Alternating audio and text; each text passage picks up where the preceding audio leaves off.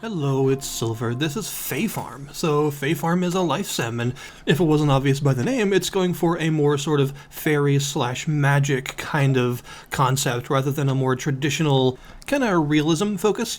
So, first off, that's something that I really like about it is just how magically inclined it actually is. They've managed to make it more than just a theme, right? Like, the world itself feels like kind of a magical and odd place, and this does get amplified drastically later on when you get access to the Fae realm itself, where everything is very literally magical. So you have quite a bit of interesting stuff in the world just because it's fun to explore and see what's here, because a lot of it is just sort of unusual and odd and is not the traditional life sim fare. So the way it starts off is you will make your character and then you will plop yourself on this island by accident. And the island itself is sort of an odd place where people are kind of trapped because of these whirlpools surrounding it, and it's your job to both make your living on the island, sort of establish yourself, and also figure out what's up with these whirlpools and see if you can stop them. So you do get your requisite farmhouse, which has a field that is just totally annihilated outside, and you have to fix it up yourself. Although the first interesting difference is that you don't, till the ground directly and start planting. Instead, you have to make planters. And planters do cost a certain amount of resources to make, and you will get these resources just from clearing out the field itself, because you'll need sand and silt and wood and all that stuff that you'll be getting just from clearing all of the debris and trees and bushes and all that stuff out of your fields. But it's not just that you need resources to make these planters, it's the fact that the game is basically teaching you an important lesson about how it does things. And the way this game works is all about sort of resource exchange, where almost everything takes resources in some way, but can often give you more valuable or rare resources in response if you know the right way to sort of work around it. And doing this kind of trading up resources with various crafting stations and all that stuff, this is important to how you actually make money in the game. Because, for instance, maybe you grow some turnips. That's a pretty classic thing that you always do in a life sim like this. You grow some turnips, and you could, of course, just sell your turnips once you've grown them. And they'll sell for about 12-ish coin dollars, which is a nice upgrade from the amount that you spent on the seeds. It's a good profit. But it's also not that much, really, and instead, what you will be encouraged to do eventually is to have a series of different crafting stations that allow you to refine these turnips and whatever else you're growing through multiple steps into something far more valuable. So your turnips might sell for around 12 gold a pop, but eventually you'll get access to a cutting board that allows you to make them into diced root vegetables as sort of a material, and then you can get a different crafting station that allows you to prepare those diced roots into a sort of pickled root solution, which will sell for 350. So it'll sell for way more than the turnips would on their own, and that's kind of how it works. That's what the game is mostly about. It's about all these various crafting stations and all these various steps to take basic resources and refine them into finer and finer, rarer and rarer, more and more valuable aspects of themselves. And this concept impacts all of the mechanics that you would normally find in a game like this. Like, for instance, fishing. The fishing minigame is pretty simple. It's just a matter of reeling in when the fish is facing you and not reeling in too much when it's not facing you so you don't break the line. And once you catch a fish, you can do a couple of things. You can do the usual of just selling it, and they'll sell for a fair amount, especially the rarer fish. But you can also do things like searing the fish on a campfire, which will make it a little bit more valuable. Or you could cut the fish up and prepare it in a completely different way that requires multiple steps, but will produce a much, much more valuable end product eventually that you can either use for yourself or sell for a huge profit. And this, of course, works for all of your animal products as well, because you do have a coop and a barn, so you can have several different kinds of animals at your disposal. And one of those is the chiku. It's a chicken, sort of a chicken, and it lays eggs. And you can just sell the eggs, or you could fry the eggs and sell them for a little bit more, or you can save up the eggs and use a specific crafting station to prepare them into mayonnaise, which is, again, infinitely more valuable than just the eggs themselves. So managing your farm is about having a good amount of growing space so that you can, buy lots of seeds and harvest lots of crops, but also having a bunch of space for various crafting stations, because you're going to need a whole bunch of different kinds of these in order to progress through the game as well as make a profit on your farm. Some of the quality of life features here are really appreciated, by the way. For instance, you don't have a hotbar of tools that you select in between individually. Instead, you just have a tool slot that will automatically select the tool that's relevant for the job. So if you're facing a tree, it'll select your axe. If you're facing some grass, it'll select your scythe, and so on. And then below that, you'll have a couple of other slots for your other non-farm tools, like your magic staff, your fishing rod, and your bug-catching net. Interacting with your animals is also pretty easy. You have, of course, the buildings that house all of them, and you need to go in there and feed them whatever feed they require every day to make sure they have that requirement met. And you can also just sort of hang around your animals, and it will show you a little window that says what needs they currently have satisfied and what they still need, so that you can sort of treat it as like a checklist every day to make sure you're, doing everything that your animals need every day correctly, because you want to keep them happy. Happier animals produce more product, it seems like, as well as it's just nice to keep your animals happy. So they have requirements like, of course, food. You got to go around and pet them every day so that they feel loved. And some of the animals will require brushing as well. This is true for the larger animals. You don't usually brush your chickens. And you'll also need to give them some fresh air because they like being in fresh air and sunlight. There is a bell outside of each of the areas that will call your animals outside. And the cool thing here is that your animals will automatically go out or in depending on the weather. So once you have an animal and you ring the bell once, you don't really have to worry about doing this every single time. At a specific time of day, they'll come outside as long as the weather's nice, and they'll automatically get their fresh air requirement met once they stay out there long enough, and then they'll go back in automatically once it gets dark. But of course, if it's raining outside, then they'll stay in, and you'll have to actually go in to do whatever you need to do, like shear them or milk them or whatever.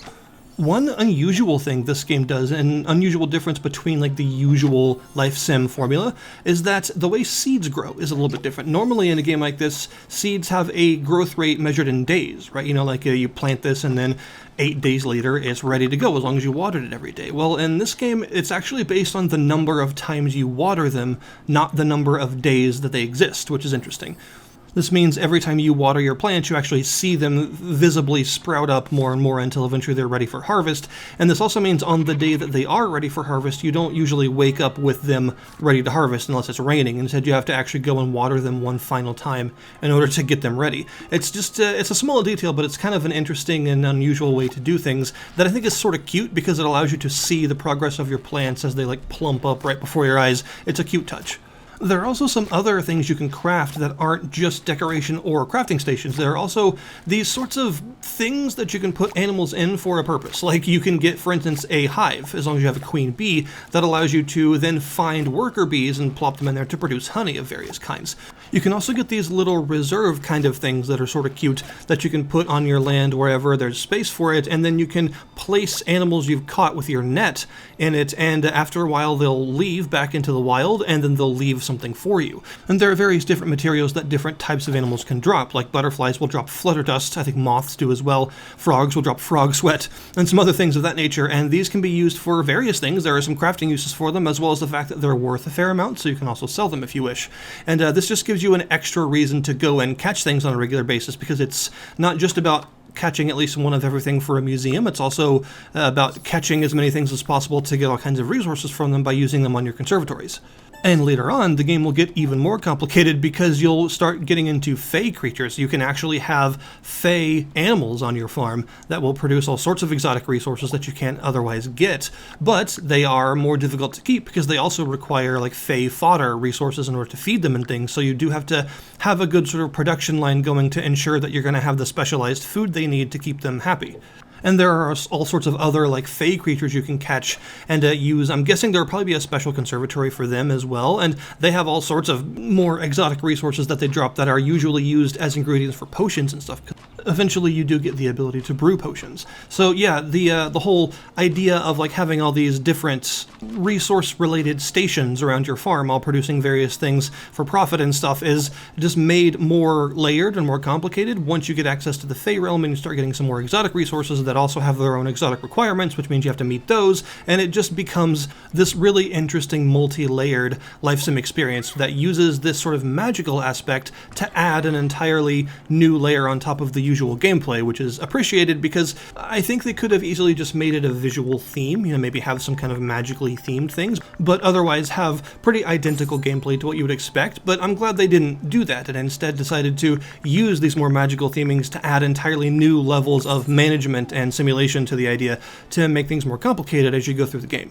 Another cool thing is there are actually multiple dungeons that you can delve into. They have quite a few floors each, and each dungeon also has its own resources that are unique to it, and as you delve farther and farther, you get more and more rare and exotic versions of those resources until you eventually reach the bottom, where there will be an important story event that will happen with a sort of nature spirit that will require some important resources, some of which will be quite difficult for you to make as a sort of final challenge for that area before you move on to the next one. You do have a magic staff, by the way. You use it for combat just by bonking things. You give them the stick bonk, and you have a 3-bonk combo that works pretty well, but there's also spells that you can cast. It'll be a little while before you get your first one, but it's really useful because the spells in this game, the theme I'm guessing they're going for is that they're going to have combat and non-combat uses, all of them. They're going to be useful in both like normal gameplay and exploration and stuff, and in the mines and dungeons and combat. So, for instance, the Whirlwind spell does an AoE bit of damage around you, draws enemies in and does some good damage to them, but it also can be used to blow away this fog that prevents you from getting to certain areas for the first early parts of the game, and once you can finally get that stuff out of the way, it'll feel much better, and is required in order to access some of the later areas and eventually get access to the Fae Realm and stuff, where this will continue and you'll get more spells and get access to more new areas with them and so on. So the world itself almost has a bit of like a Metroidvania vibe going on to it, where each area is going to have its own sort of material tiers that you'll go through, and then eventually you'll learn a spell that will give you access to a new area where you'll start the whole process over with a whole bunch of new stuff. The way the game uses its NPCs is also a little bit unique because the NPCs that you start the game out with, it's not actually all of them. Because of these whirlwinds surrounding the island, most people can't actually get to it, so it'll take until you complete the first dungeon and the big quest at the end of it in order to stop those whirlwinds before you actually get the rest of the NPCs. So a lot of your like romanceable characters and stuff, they're actually not present in the town at first. You have to wait for them to actually come along once you allow more people access to the island, which is an interesting way to do things. And a lot of the NPCs are actually non-human as well. There are various like Fae creatures that you can talk to and even romance yourself. Also, the way the game does gifts is a little bit interesting. Normally in a game like this, you just sort of select an item that you happen to have, and then you just sort of shove it in a character's face and see if they like it. That's normally how it works, but in this case, you actually can't do that. You can't just give an item to someone. Instead, when you're talking to a character that can be given gifts, it'll be a selection in their dialogue tree that says give gift, and then what they want. So this means you don't have to worry about what people do and do not like, and instead they give you a specific thing that they're looking for right then. So the upside to it is there's no like hoping that you have the right thing and they're going to like it. The downside to it is some of these can be really incredibly specific and you might not have any idea of where to get them at first. So if you decide on your character of choice that you want a romance and you see that the thing they want as a gift is something you've never heard of, well, it might take you a little while to raise their affection towards you, just because some of these things can be quite rare and difficult to come across at times. I find that to be the case a lot, actually. There are also these friendship quests that you can do. Characters will eventually, once they reach a certain threshold of friendship with you, they will ask for various items and quests, and once you complete those quests, the sort of threshold will go up and they'll be better friends with you. But some of these items they request can be really rare, even for like the lower tier friendship quests that shouldn't really be that hard. Some of the things they want can be stuff that I've only seen like once or twice in the whole game.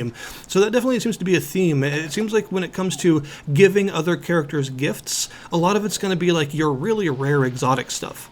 I have a feeling the reason they've done this is to put the character relationships on more of a slow burn, where you can't just max out someone's affection towards you like in the first summer or whatever. Like, it's going to take a little while for you to actually romance someone, or for you to increase your friendship with various characters around town because of these material requirements being a bit steep sometimes. There are also job quests you can do, which is pretty cool. Every character that's like a master of their craft will have a job quest based on that particular craft for you to do. So things like fishing or magic and things like that, they all have their own skill level that goes up as you perform them. And that each skill level increase comes along with some passive benefits that are different for each skill that just allow you to do it more effectively or more efficiently. So then you can go to these NPCs and get job quests from them to use your better skills in order to get some cool rewards. Oftentimes the rewards for job quests are quite good, especially like food items and things that are very hard to make or that you might not even know the recipe for yet. So it's definitely worth doing them, although you can only have one job quest active at a time. And that's not one per person, that's just one in general. You can only do one. But there are lots of levels for each job quest, so this will be something that will keep you busy throughout the years of playing the game because there's just a lot to progress through here. Also, something to mention, by the way, is the game is just very pretty. It's like a beautiful looking game. It's got a really nice use of color to make everything seem a little bit fairy tale, a little bit unusual, and then once you get to the Fae realm, all of that color completely blows out, and everything becomes like super fantasy and colorful and stuff like you would expect. So the normal in-game world is kind of like a hint of magic, and then the Fae realm is like magic everywhere. So I think the game uses its color really well and manages to create a sort of lightly fantasy world that then becomes like full-on fantasy later on. There's also a lot of little detail in the animations of things. The fact that every single crafting station has its own animation, oftentimes really smooth, well-done animations with a fair amount of character, because these crafting stations are all magical, so they all do things automatically whether you're at them or not, so you can watch them work, and they have like cute little animations, and once they've actually produced an item for you, it'll be like wrapped up in a little package next to it to show you that there's something that you can redeem if you walk up to it, stuff like that. A ton of little bits of character in the animations and in the world. Also, the music is definitely a standout. It's got very pretty music, kind of like somber piano stuff a lot of the time. Some of it's a little more upbeat, a little more spirited, but a lot of it is not necessarily sad exactly, but it's kind of calm and tranquil, and maybe a little sad here and there. It's got a really nice soundtrack, honestly. It's very chill, very zen, and it helps you kind of get in the zone of the place that you want to be. At least the place that I want to be when I'm playing a life sim is like relaxed, that sort of relaxed focus, you know, that happens. The music helps with that, I feel. When Stardew Valley originally came out, it sort of set a standard unexpectedly for how an indie life sim could really be, because for a long time we'd only gotten like, you know, AAA releases, or at least something close to AAA, from things like the Harvest Moon franchise. So having Stardew Valley be this indie attempt that was so rich and fully featured was a really cool thing, and it set a standard for a long time for how one of these games could be, and I think Fae Farm might be doing something similar once it comes out. I think it'll kind of set its own standard for a more fantasy-oriented version of the life sim genre, and I think maybe it will become something that people look to for inspiration, because it is actually that good. It's got so much character and love put into it that it's hard to ignore that. I'm pretty sure this is going to be a hit for people once it actually comes out. People are going to really enjoy their time with it. There's a lot here to explore, and I've only shown some of it because there's a lot that I haven't had access to yet. So yeah, my view on Fae Farm, it is something that you should absolutely be looking out for if you're a life sim fan at all. It is a really good example of the genre, and I think it might be a bit of a push forward for the genre in general once it releases. So this game is going to be coming out on Friday, September 8th, if you want to keep an eye out for it. I will link you in the description below this video to the Steam store page, so that you can go and check it out, maybe wishlist it or just keep an eye on it. Thank you guys very much for watching, and I'll see you next time.